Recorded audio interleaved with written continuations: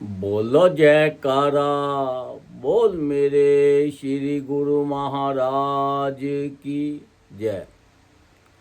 सौभाग्यशाली प्रेमी गुरुमुखों, संत महापुरुष हमारे ऊपर कितनी अपार कृपा करते हैं, हमें बार बार बार बार आशीर्वाद देते हैं। जो ये आशीर्वाद देते हैं इसमें सारे दुनिया की सारी संपदा हमें दे देते। ये आशीर्वाद में बहुत ताकत है। कई लोग तो उनको साधारण मनुष्य समझते हैं और कुछ उनको साक्षात भगवान समझते हैं। जो भगवान समझते हैं उनको भगवान नज़र आते हैं और जो इंसान समझते हैं उनको वैसे ही नज़र आते हैं, क्योंकि परमात्मा और गुरु के अंदर कोई भी फर्क नहीं है। आप बड़े बड़े ग्रंथ उठा के देखो, सब ग्रंथों में एक ही लिखा है, गुरु परमेश्वर इक्को जान।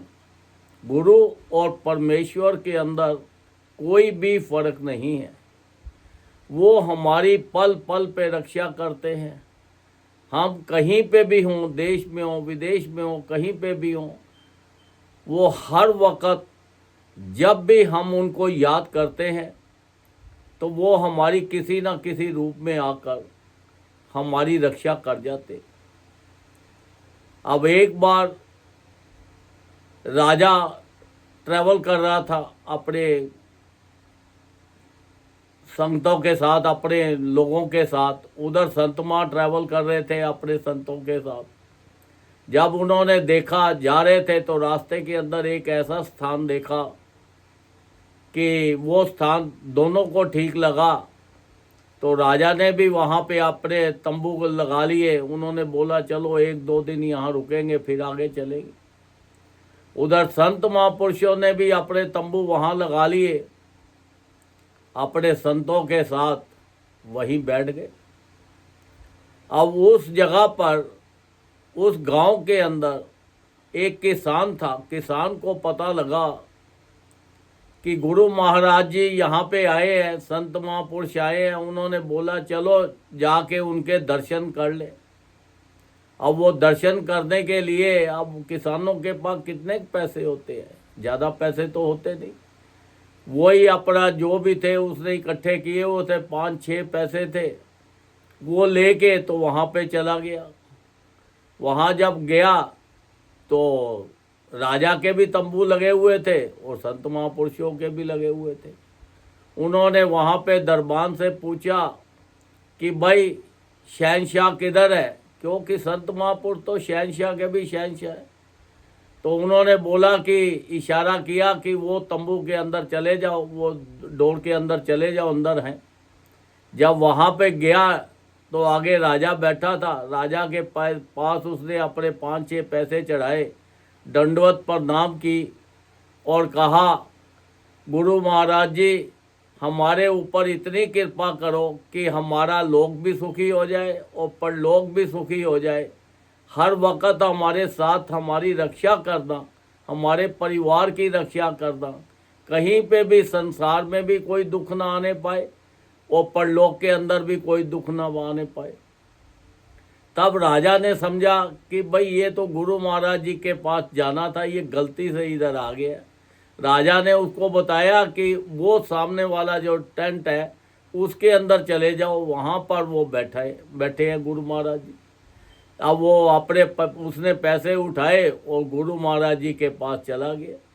अब राजा के मन में शक हुआ कि चलो हम भी जाके देखें क्या वार्तालाप होता है उनका। वो गया, जाके दंडवत प्रणाम किया गुरु महाराज जी को। अपने जो 5-6 पैसे थे वो उनकी सेवा में हाजिर किए और कहा गुरु महाराज जी हमारी रक्षा करो, इस लोक में भी और परलोक में भी, हमारे परिवार की भी करो, ताकि हमें आगे भी जाकर जब हम ये शरीर छोड़े तो वहाँ पे हमें कोई प्रॉब्लम ना हो। अब राजा ने सुना कि ये लोक में भी से उनकी रक्षा करेंगे और परलोक में भी करेंगे। अब गुरु महाराज ने हामी भर ली, भाई ठीक है, हम तेरी हर जगह पर, हर समय, हर वक्त, हर जगह पे तेरी हम रक्षा करेंगे, लोक में भी और परलोक में भी। अब वो राजा सोच में पड़ गया कि मैं तो एक छोटा सा राजा हूँ और अपनी प्रजा का पूरी अच्छी तरह से ध्यान भी नहीं रख पाता, तो दूसरे राज्य में जाऊंगा तो फिर क्या होगा, तीसरे में जाऊंगा तो क्या होगा। ये तो पूरी दुनिया की उनको दी है उन्होंने गारंटी कि भाई हम आपकी रक्षा करेंगे। अब वो राजा जो था वहाँ से चला गया और जाके उसके मन में ये सोच पड़ गई कि ये इंसान है या भगवान है, क्योंकि इन्होंने इतनी गारंटी लोक और परलोक की भगवान ही दे सकता है, इंसान तो दे नहीं सकता। अब उसके अंदर मन में खटकता रहा, एक दिन, 2 दिन, तीसरे दिन वो आधी रात को उठा और उठ के उसके मन में विचार आया कि चलो मैं भी याद करता हूँ गुरु महाराज जी को, देखता हूँ कि वो आते हैं या नहीं आते, कैसे बचाते हैं। उसने अपनी तलवार निकाली, अपने घुड़सवार में गया और उसने बोला कि अगर गुरु महाराज साक्षात भगवान का रूप है तो ये घोड़े की गर्दन बचा लेंगे, नहीं तो आज मैंने काट ही देना है इसको। जैसे ही उसने तलवार उठाई, मारने लगा, तो गुरु महाराज जी वहाँ पर प्रकट हो गए, उसका हाथ पकड़ लिया और उसको दर्शन भी दिए और घोड़े को मरने से बचा लिया। राजा जो था उसके मन में आया कि भाई ये इंसान नहीं, ये भगवान ही है। राजा ने उनको मत्था टेका, जब मत्था टेका तो उठा तो वहाँ पे कुछ भी नहीं था, वो तो अलोप हो गए। अब वो सोच में पड़ गया। फिर अगले दिन उठा तो उन्होंने बोला चलो उनके दरबार में चलते हैं। फिर राजा उनके आश्रम में गया संत महापुरुषों के, और जाकर उनको दंडवत प्रणाम की और उनसे नाम दिया। नाम लेकर उसका उन्होंने, संत महापुरुषों ने फरमाया कि ये जो नाम है ये हर वक्त तुम्हारे रक्षा करेगा, हर वक्त तुम्हारे साथ रहेगा, नाम जपते रहो। हम आपको भी गारंटी देते हैं कि आपकी इस लोक में भी और आपकी परलोक में भी रक्षा करेंगे। उस दिन से राजा ने अपना नाम जपना शुरू कर दिया और अपने राजपाट को अपने बच्चों को देकर और उसी आश्रम में चला गया और जाकर वहीं पे अपना सेवा करने लग गया आश्रम की। तो देखो संत महापुरुष हमारे ऊपर कितनी अपार कृपा करते हैं। संत महापुरुष तो साक्षात परमात्मा है, पर हम लोगों का विश्वास जो है ना वो पक्का नहीं है। हम जो है सोचते हैं कि वो एक इंसान ही है, पर नहीं, वो परमात्मा है। वो तो इतना हमारे ख्याल रखते हैं, हर वक्त हमारे साथ है। ऐसे ही एक परिवार था। अब वो परिवार के सारे तो गुरु महाराज जी को मानते थे। उनका एक बड़ा बेटा था, वो कहता था मैं नहीं मानता, तुम मानना है मानो, जाना है जाओ, मैं नहीं जाऊंगा, ना मैं मानता हूँ, ना मैं सत्संग में जाता हूँ, ना मुझे कोई अच्छा लगता है। उन्होंने बोला ठीक है, परिवार वाले सब करते थे तो बड़ा बेटा नहीं करता था, वो तो बड़ी उल्टी सुल्टी बातें भी बोल देता था कई बार। तो फिर वो एक बार वो जा रहा था, तो जाते जाते रास्ते में थक गया, तो उसने बोला कि चलो थोड़ी देर यहाँ पे बैठ जाते हैं, कुछ खा पी लेते हैं, आराम कर लेते हैं और उसके बाद फिर आगे चलेंगे। जैसे ही वो अपना जंगल में जा रहा था तो वहाँ वह बैठ के उसने अपना खाना जो साथ लेके गया था खाया, पानी वानी पिया, तो उसको वहाँ पे नींद आ गई। जब नींद आ गई तो वो थोड़ी देर सो गया। जब सो गया तो जैसे ही उसकी नींद खुली तो उसने क्या देखा कि मेरे चारों तरफ नाग और नागनी है, सांप और सपनी है। अब वो बड़ा एकदम डर के उठ के बैठ गया और सांप और सपनी दोनों अपना फन खनार कर बैठ गए। अब उन्होंने सोचा कि अभी इन्होंने डंग मार देना है और मैंने मर जाना है, तो मेरे घर वाले तो मुझे ढूंढते ही रहेंगे। उसके मन में आया कि देखो वो गुरु महाराज जी को भगवान मानते हैं, तो हम भी आज देख लेते हैं, ट्राई करते हैं। उसने भी सच्चे दिल से गुरु महाराज जी को याद किया, तो गुरु महाराज जी वहाँ पे सपेरे का रूप बन के आ गए और वहाँ पे बीन बजाई और सांप सपनी को वहाँ से दूर ले गए और उसको बोला जाओ। तो देखो उसके मन में भी विश्वास हो गया।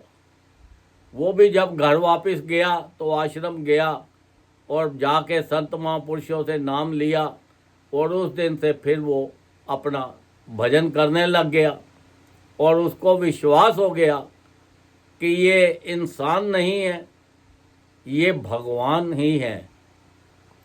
देखो हमारे गुरुमुखों के ऊपर कितनी अपार कृपा उन्होंने कर दी कि हमारे लिए उन्होंने 5 नियम बना दिए। श्री आरती, पूजा, सत्संग, सेवा, सिमरन और ध्यान, जो श्रद्धा सहित करे निश्चय हो कल्याण। वो कहते हैं जिस परिवार के अंदर ये 5 नियमों का पालन होगा, जिस परिवार के अंदर उनके हुक्म माना जाएगा, उनके हुक्म में चलेंगे, उनके बनाए हुए नियमों का पालन करेंगे, वहाँ पर किसी चीज़ की कोई कमी नहीं होगी। हर वक्त वो वहाँ पे मौजूद रहेंगे, हर वक्त वो तुम्हारी रक्षा करेंगे, संसार के अंदर भी रक्षा करेंगे और परलोक के अंदर भी रक्षा करेंगे। तो देखो संत महापुरुषों की हमारे ऊपर कितनी अपार कृपा है, तो हमें भी उस विश्वास के साथ उनकी तन से, मन से, धन से, हर तरह से सेवा करनी चाहिए। जगह जगह देखो उन्होंने पूरे ऑल ओवर वर्ल्ड में आश्रम बनाए हैं, कई स्थान बना दिए हैं, कई चीज़ें बना दी है, जूम बना दिया है, घर बैठे ही अपना आप सत्संग सुनो, भजन करो। तो देखो इतनी अपार कृपा परमात्मा ने बना दी है, तो हमें उसका लाभ पूरा पूरा लेना चाहिए, क्योंकि ये सत्संग ही एक ऐसी चीज़ है जो हमें उस परमात्मा से मिला सकती है। अदरवाइज तो हम संसार के दुख ही भोगते रहेंगे, संसार के चीज़ों में फंसे रहेंगे और उन्हीं के पीछे भागते रहेंगे और उसी में सुख ढूंढेंगे जिसमें कि सुख नहीं मिलेगा।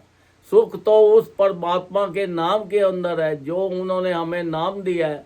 वो कहते हैं इस नाम को अपने पास रखो, इसको अपने ये जो शब्द आपको दिया है अपनी सूरत के साथ मिला लो। उठते बैठते चलते फिरते हर वक्त अपना ज़्यादा से ज़्यादा भजन करो।